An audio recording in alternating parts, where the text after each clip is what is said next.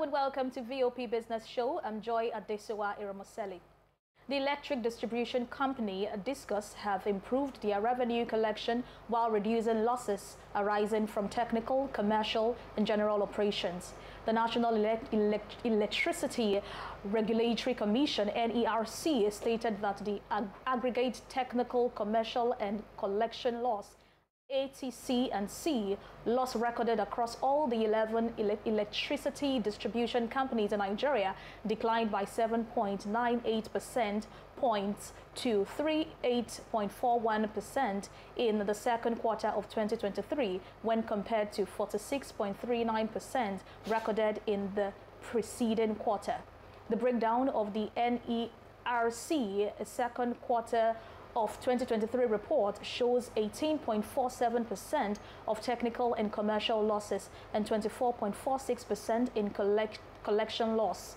This level of ATC and C loss implies that over the course of the second quarter of 2023, cumulatively 38.41 Naira out of every 100 Naira worth of energy received by a Discus was unrecovered due to a combination of ineffective distribution networks, energy theft, low revenue collection and unwillingness of customers to pay their bills. Meanwhile, the Commission issued 2 new trading licenses in the second quarter of 2023. It also issued 3 new captive power generation permits with an aggregate capacity of 20.06 megawatts of 10 mini-grid permits.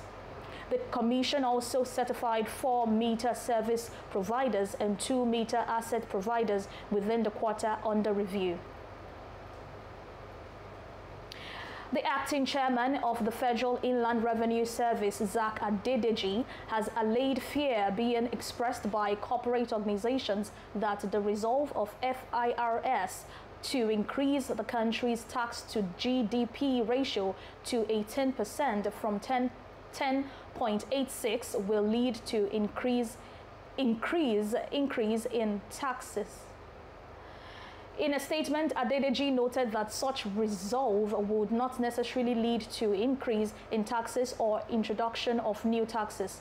The FIRS chairman had noted that the agency under his leadership would in the next 3 years achieve 8% raise in tax to GDP ratio to surpass Africa's average of 16.5% without shifting investment or economic growth.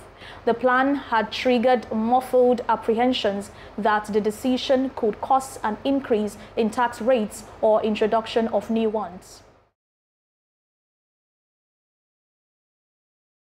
President Bola Tinubu has appointed Dr. Olasupo Olusi as the Managing Director of the Bank of Industry (BOI) for an initial term of 4 years. According to a statement by the Special Advisor of the President on Media and Publicity, Ajuri Ngelale, Olusi's appointment followed the voluntary retirement of Bank of Industry's immediate past Managing Director, Olukayode Pitom.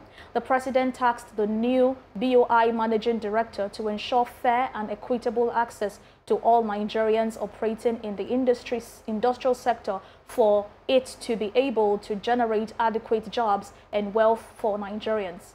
Dr. Olasipo Olusi has served as a World Bank economist and development finance expert over the past 20 years.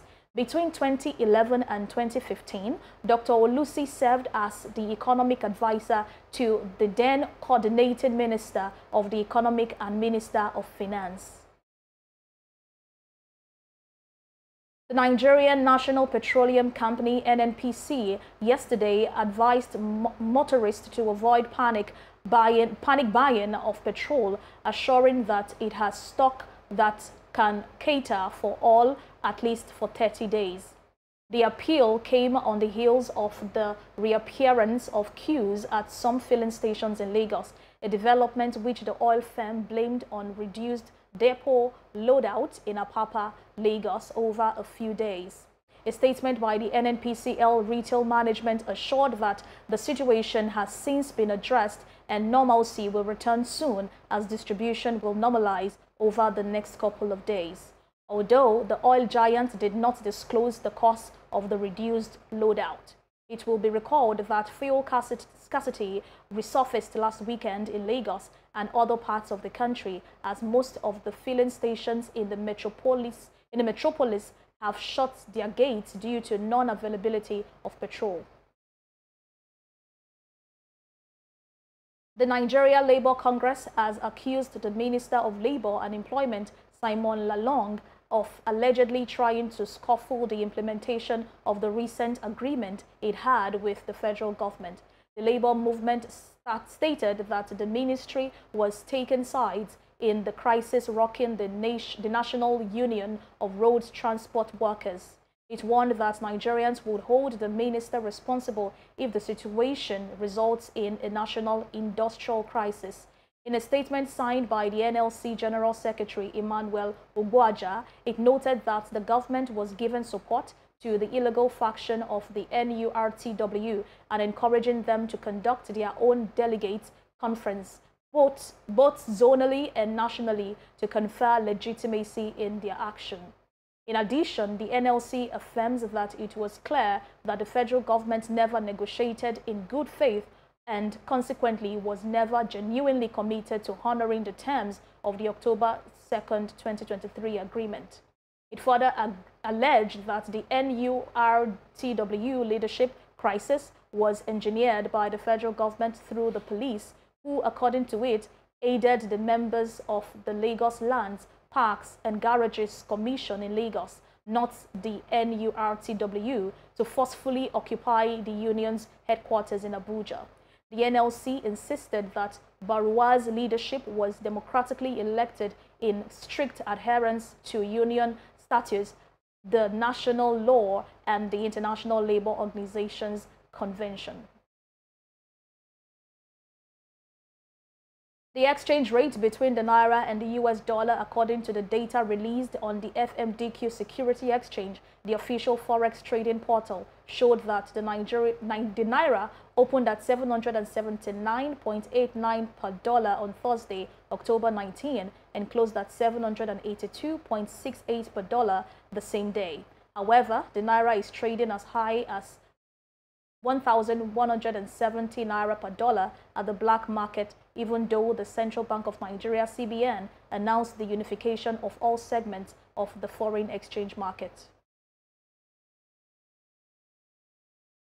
And that's it on VOP Business Show on VOP TV. Many thanks for staying with us. Do well to engage us on YouTube. It is Voice of the People TV, and on other social platforms at VOP TV Live. I'm Joy Adesua Eremosele. Thanks for watching.